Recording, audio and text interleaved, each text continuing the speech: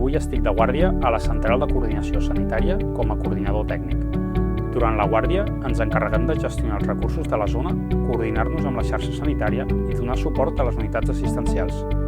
Hola, bon dia, soc Josep, l'enfermer coordinador d'emergències. Era per comentar-te un codi IAM.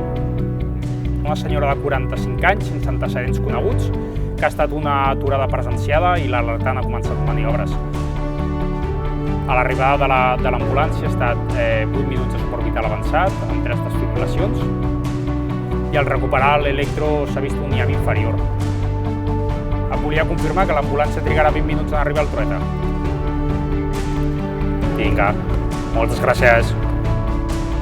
Amb la valoració del consultor i la informació de la unitat al lloc, puc gestionar i coordinar el millor possible les emergències del territori.